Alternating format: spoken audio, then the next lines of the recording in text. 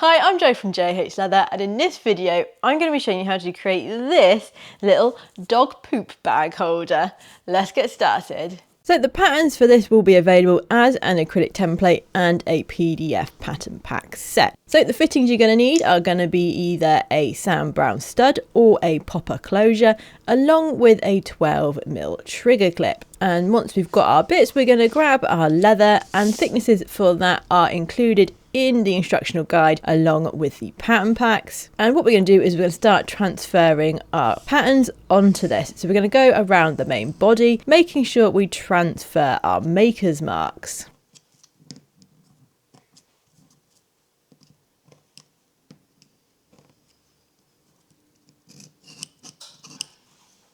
And then once we've got that, we can cut that out, and I like to use a rotary knife here for all my straight edges, and then using my main pattern knife I'm going to cut around those corners. Now if you're interested in this pattern knife, I will leave a link in the description where you can see my video all about it.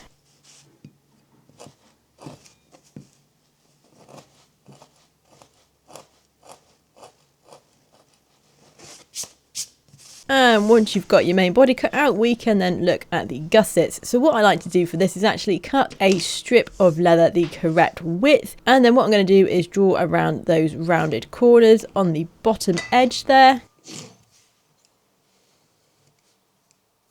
and cut those out. And once I'm happy with the corners, I can then cut that to length, and we need 2 of these. I like to do the same with the second part of the gusset, and what I'm going to do is cut that to the right width, and then I'm going to split that down to about 0.8mm, and again we're going to cut 2 of those, and we need another strip for the clip shape. So you should have your pieces looking a little bit like this, and what we're going to do is do some edging. So around the main body we can go around the entirety of that nice grain side. And I'm using my number 1 edge tool here. And then on the flesh, we're just going to flip that over and do the short side.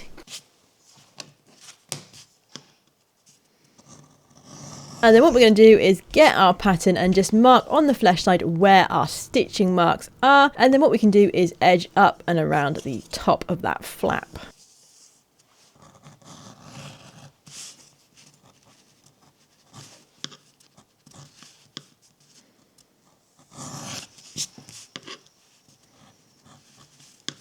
Now when it comes to the gussets, I'm just going to edge part 1 here on both the grain and flesh side on that top edge only.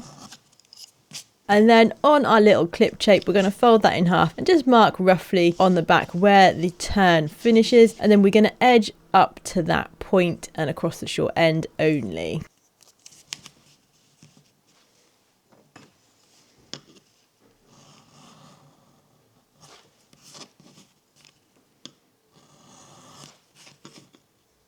Now what we're going to do is we're going to apply stain to all of our pieces, and we're going to polish that in with our polishing cloth. Now what I also like to do here is on those 2 gusset bits, the part 2s, we are going to apply stain to the back of that as well, and some Tolkanol to get our edges nice and shiny.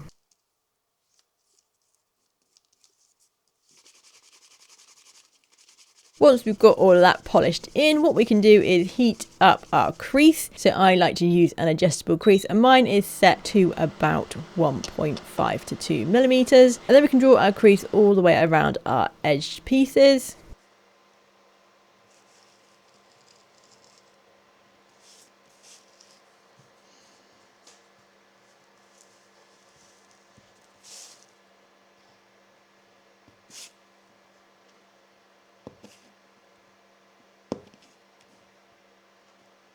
Now what we're going to do is start to prep our gussets. So with part 1 of the gusset, what we're going to do is just rough the edges up there so that they'll be ready for gluing. I'm just using a little edge rougher, but you can use either a knife or a scratch awl here.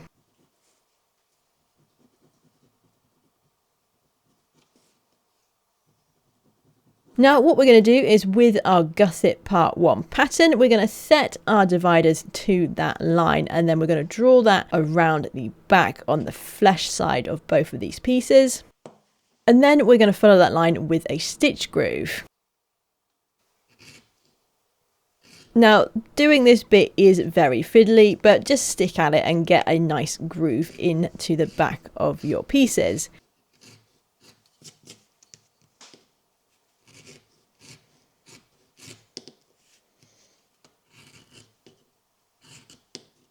Once we've done that, we're then going to use a French shave and reduce the thickness along the edges here. Now, if you have a bell skiver, you can do it on there, but I just wanted to show you that it is possible to do it without one. You just want to make sure that that inside tooth on your French shave sits in the groove that you have made, and then you can reduce the thickness down to about half.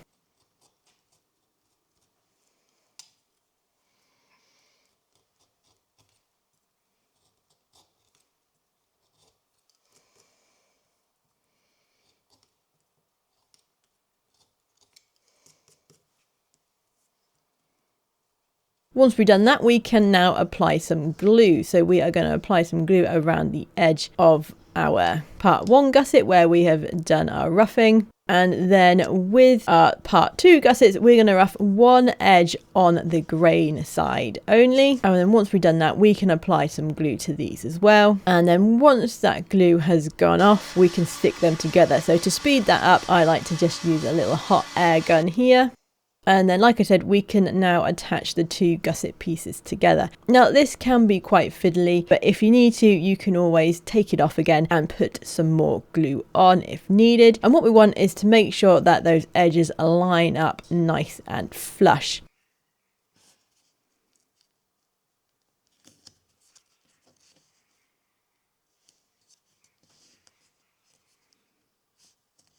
Now the gusset here is a little bit long, so what we're going to do once it is stuck in place, we are just going to trim the top of that, and then you can apply a little bit of stain to it just on that cut edge.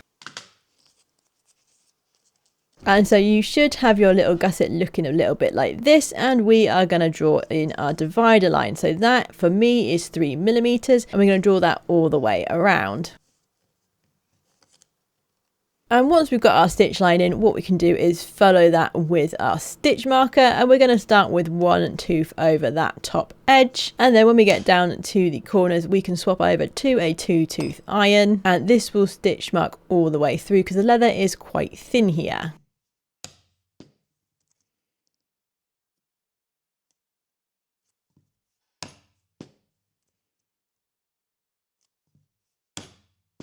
And so you should have your gusset looking like this, and we can do some stitching. So I'm going to be using my 0.55mm thread, and you want to start with at least 2 back stitches and then do 1 stitch over that top edge, and then you can continue stitching your little gusset as normal.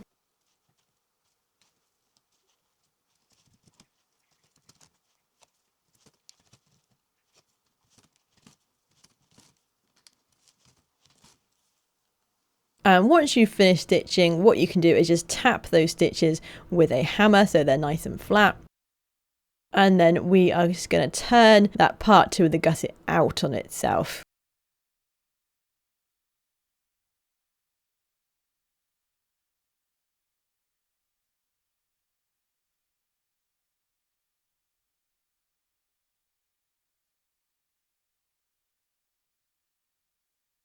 So both of your gussets should be now stitched, and we can just pop them to one side whilst we do some work on the main body. So what we're going to do is draw in our stitch line, and if you need to, you can go ahead and just put these in again from your patterns, and then we can follow that with our chosen stitch marker, again having 1 tooth over that top edge. Now the pricking irons that I'm using here are 3.38mm, and they are my preferred size, but you can use whatever size stitching irons that you like. And once we've done that, we can work on our shape for our clip. So what we're going to do is pop the clip into the shape and just mark with our thumb how high up we can do our stitch marking, and then we can draw in our little stitch line. Now because this is really rather narrow, what I'm going to do is actually do my stitch marking in between the crease line and that stitch line that I have just marked on. So the top of my stitches are going to be sat just beneath that crease line, and the back end of them will be sitting on that stitch line that we just marked in. Once we've got that stitch marked, we can do some skiving. So on the stitch marked side, we're going to skive that down to half thickness, and on the other end, we're going to skive that down to nothing.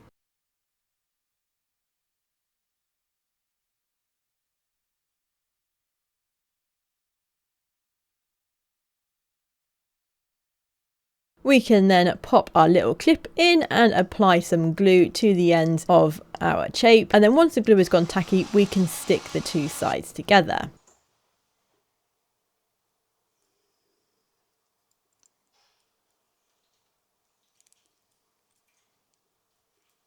And then we can trim off any excess.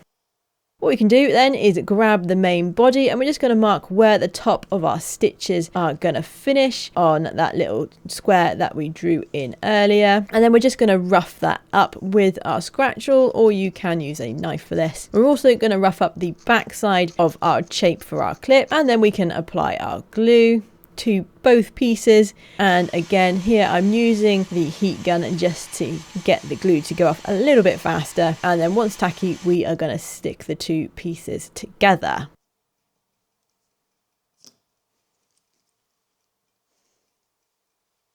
Next thing we're going to do is to stitch that shape in place. Now I'm doing 2 back stitches here because I'm going to finish with 1.5 back stitches, and this way both ends of our stitching are going to match. And we are going to be using the saddle stitch method. Now if you are new to leathercraft and stitching, I have a whole video dedicated to showing you how to hand stitch leather, which I will link in the description. Once that's stitched done, what we can do is with our crease, we're just going to heat that up and we can re-crease that little shape, because it's going to be easier to do that now than once this thing has been put together. And next thing we're going to do is to make sure our holes are nice and even. So we're going to use a divider for that from both sides of our leather. And then we are going to punch the appropriately sized hole. Now I am using a popper here, so my 2 holes are going to be the same size. Now if you are using a Sam Brown stud, the hole on the flap end you're going to cut are going to be a little bit bigger, and you can cut a little slit on the top of that to make it so that it fits over the stud more easily. You can then use a 6mm circle punch and punch the hole that the poop bags will be coming out from, and then I'm going to attach my popper. Now I've covered mine because I really like the look of this, and if you are interested in learning how to do that, I will link the video where I show you that in the description. So I am now going to fit my popper.